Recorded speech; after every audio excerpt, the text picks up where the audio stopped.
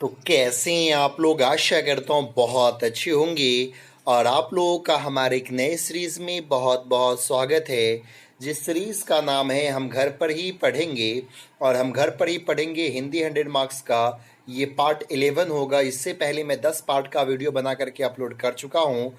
अगर वो वीडियो आप नहीं देखें तो कृपया करके प्लेलिस्ट में जाइए और सभी वीडियो को देख लीजिए ताकि आपके बोर्ड की तैयारी अच्छे से हो सके। और आज हम लोग पार्ट 11 में एक चैप्टर को पढ़ने वाले हैं, जिस चैप्टर का नाम है संपूर्ण क्रांति। जो पार्ट 10 को मैं बताया था, उस पार्ट 10 में जो है संपूर्ण क्रांति के जो ऑथर है जयप्रकाश नारायण, इसके बायोग्राफी को बताया था। और आज हम लोग इस वीडियो में जो है संपूर्ण क्रांति आखिरकार है क्या, ये एस्से है कि स्पीच है, इस स्पीच में क्या बातें कही गई है, कौन कौन सी बातें कही गई है, इस चीज़ को आज हम लोग जानेंगे। और एग्ज़ाम के लिहाज से ये जो चैप्टर है बहुत ही ज़्यादा इम्पॉर्टेंट है। तो चलिए हम लोग बिना टाइम वेस्ट किए हुए डायरेक्टली हम लोग जो है सो समझते हैं इस चैप्टर के सारांश को, कहानी को, ये सारांश को कि इस चैप्टर में क्या कहा गया है। संपूर्ण क्रांति शीर्षक अंश 5 जून 1974 के पटना के गांधी मैदान में दिए गए जयप्रकाश नारायण के भाषण का एक अंश है। अब ये संपूर्ण क्रांति जो है ना 5 जून 1974 को जो है पटना के गांधी मैदान में जयप्रकाश नारायण के द्वारा दिया गया वह एक भाषण है। और उसी भाषण को जो है ना, भाषण के कुछ बातों को निकाल कर करके आपके चैप्टर में जो है सो दे दिया गया हुआ है। संपूर्ण भाषण स्वतंत्र पुस्तिका के रूप में जनशक्ति पटना से प्रकाशित हुआ। और ये पूरा भाषण आप जानना चाहते हैं तो जनशक्ति जो है ना पटना से जो है सो प्रकाशित हुआ। ये किताब में जो है ना पूरी भाषण को जो है सो लिखा गया हुआ है। चलिए आगे क्या कहा गया है, आगे जानते हैं। इनका भाषण संपूर्ण जनता मंत्रमुग्ध होकर के सुनती रही। अब ये जो भाषण दिए थे जयप्रकाश नारायण पटना के गांधी मैदान में, पूरी जनता जो है एकदम मगन होकर के, मंत्रमुग्ध होकर के जो है इस भाषण को सुनती रही। भाषण के बाद लोगों के हृदय में क्रांतिकारी विचार धधक उठे और आंदोलन के विराट रूप धारण कर लिए। और ये एक ऐसा भाषण था कि इस भाषण को सुनने के बाद लोग जो क्रांतिकारी विचार को जो है सो अपना लिया। और उसके बाद जो है आंदोलन एक बहुत ही बड़ा रूप में जो है सो ये तब्दील हो गया। बहुत ज़्यादा लोग जो है इकट्ठे हुए थे पटना के गांधी मैदान में। फिर न वैसी भीड़ इकट्ठी हुई और न वैसी कोई प्रेरणात्मक भाषण हुआ। और आज तक जो 1974 में जो भाषण दिया गया था जयप्रकाश नारायण के द्वारा, और जो भीड़ इकट्ठी हुई थी, आज तक गांधी मैदान में ऐसी भीड़ इकट्ठी नहीं हो पाई जो 1974 में जो भीड़ इकट्ठी हुई थी। ऐसी भाषण जो है सो जयप्रकाश नारायण के द्वारा दी गई थी। आगे के समरी को जानने से पहले मैं आपको एक बात बता दूं कि अगर आप 2020 में बोर्ड का एग्ज़ाम दे रहे हैं और 50 मार्क्स हिंदी आपका है, तो इसके लिए मैं आपको पीडीएफ तैयार कर दिया हूं, जिसको आप बड़ी आसानी से पढ़ करके एग्ज़ाम में अच्छा खासा मार्क्स लेकर के आ सकते हैं। चैप्टर बाय चैप्टर मैं तैयार किया हूं। जैसे आप देख पा रहे होंगे ये जो 6 चैप्टर दोहा में, ये आपको पद्य खंड में है, और गद्य में 5 चैप्टर। आपको जो क्वेश्चन पूछा था समरी के बाद जो है सो लाइन एक्सप्लेनेशन, आप देख सकते हैं लाइन एक्सप्लेनेशन। उसके बाद वस्तुनिष्ठ प्रश्न ऑब्जेक्टिव क्वेश्चन, और उसका नीचे में आपको जो सो आंसर मिल जाएगा। और इससे आप बड़ी आसानी से जो है सो बोर्ड की तैयारी जो सो कर सकते हैं। अगर ये पीडीएफ हर चैप्टर का यहाँ पे आपको मिल जाएगा, प्रोज और पोएटिक सेक्शन का। अगर ये आप पीडीएफ लेना चाहते हैं तो इसके लिए आपको कुछ चार्ज देना पड़ेगा। आपको 20 रुपया ये हिंदी के पीडीएफ के लिए देना होगा।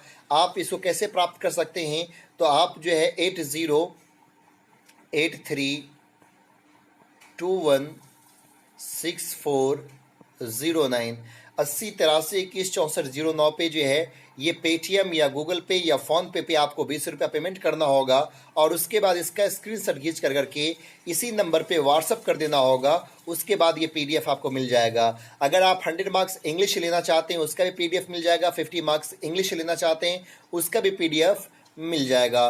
तो चलिए हम लोग बढ़ते हैं समरी की तरफ। और अभी 100 मार्क्स से इंग्लिश का हिंदी का पीडीएफ जो पूरा तैयार नहीं हुआ है, जब पूरा तैयार हो जाएगा तो उसमें मैं वीडियो बना दूंगा। आप लोग को 100 मार्क्स से हिंदी का भी पीडीएफ पूरा मिल जाएगा। चलिए आगे भाषण में देखते हैं क्या है। अपने भाषण के प्रारंभ में जयप्रकाश नारायण ने युवाओं को संकेत देते हुए कहा कि हमें स्वराज तो मिल गया, लेकिन सुशासन के लिए हमें अभी काफी संघर्ष करने होंगे।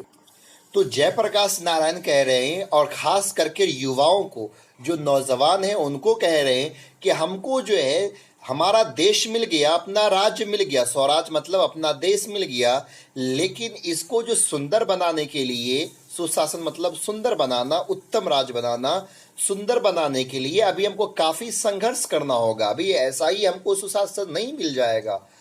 भाषण के क्रम में उन्होंने नेहरू जी का उदाहरण दिया। नेहरू जी कहते थे कि सुशासन के लिए देश की जनता को अभी मीलों जाना है, और ये सुशासन के लिए जो है ना, जयप्रकाश नारायण ये नेहरू का एग्जाम्पल देते, पंडित जवाहरलाल नेहरू का एग्जाम्पल देते, क्योंकि पंडित जवाहरलाल नेहरू कहा करते थे कि सुशासन के लिए, एक सुंदर देश के लिए हमको अभी कई मील तक जाना है, बहुत दूर तक जाना है। इसके लिए कठिन परिश्रम करना होगा, त्याग करने होंगे। जेपी ने कहा कि अभी समाज में भूख, महंगाई, भ्रष्टाचार जैसे दानव वर्तमान है। यानी कि वो कहते हैं कि हमारे समाज में अभी भी भूख है, महंगाई है, भ्रष्टाचार है, जैसे दानव सब वर्तमान में मौजूद है।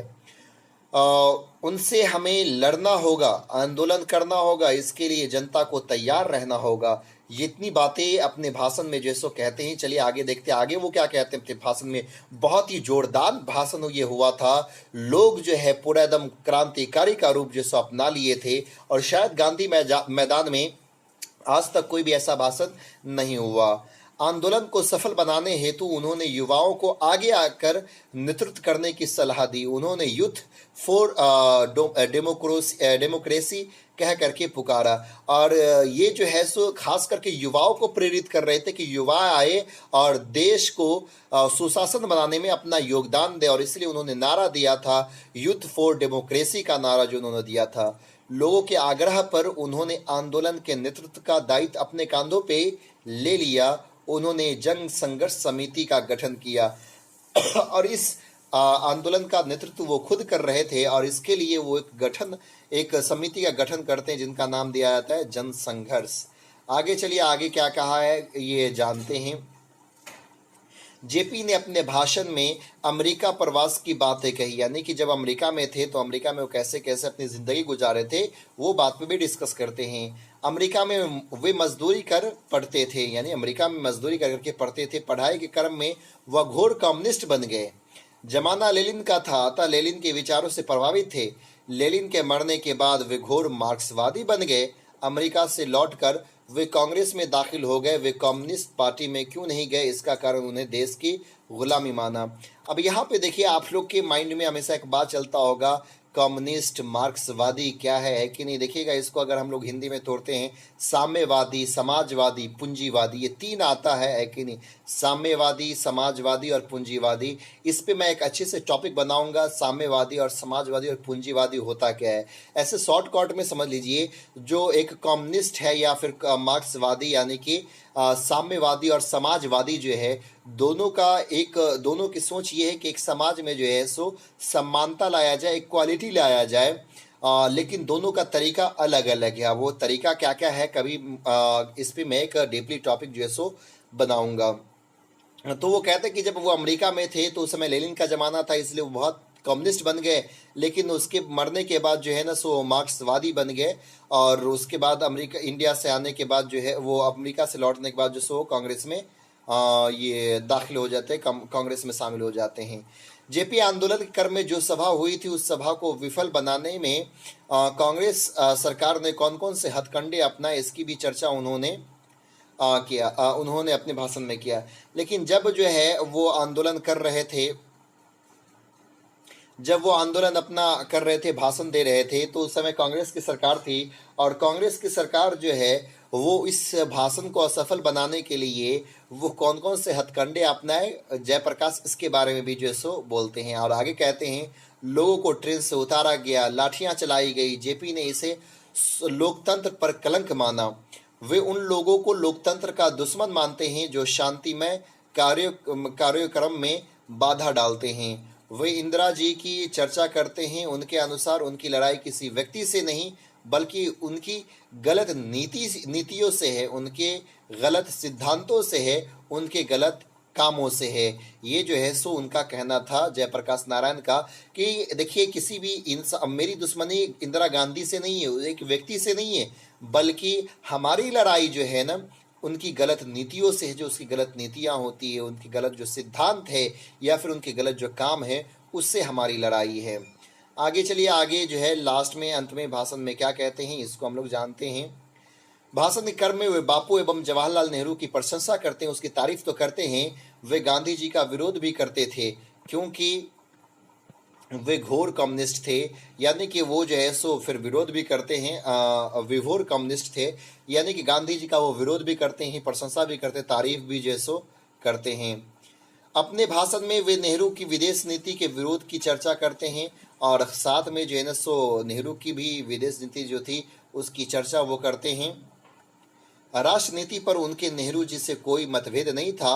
भाषण के क्रम में उन्होंने दल विहीन लोकतंत्र की चर्चा की, लेकिन जेपी आंदोलन में दल विहीन लोकतंत्र की घोषणा नहीं करना चाहते थे। वे जनता की भावनाओं के विरोध जानना नहीं चाहते थे, विरुद्ध नहीं जाना नहीं चाहते थे। भाषण के क्रम में केवल उन्होंने मार्क्सवाद की चर्चा की। साम्यवाद एवं दल विहीन एवं राज्य विहीन समाज में संबंधों की चर्चा जेपी ने की। आगे लिखते हैं, अपने ऐतिहासिक भाषण में उन्होंने स्पष्ट कर दिया था कि वे संपूर्ण क्रांति चाहते हैं। देश का सामाजिक, आर्थिक एवं नैतिक बदलाव ही संपूर्ण क्रांति है। ये जो है सो आपको भाषण जो दिया गया था किसके द्वारा, जयप्रकाश नारायण के द्वारा। उम्मीद करता हूँ ये भाषण आपको समझ में आया होगा। अगर ये वीडियो अच्छा लगा तो प्लीज़ लाइक कीजिए, ज़्यादा से ज़्यादा इस वीडियो को शेयर कीजिए। फिर मिलते हैं हम अगले वीडियो में, तब तक के लिए बाय।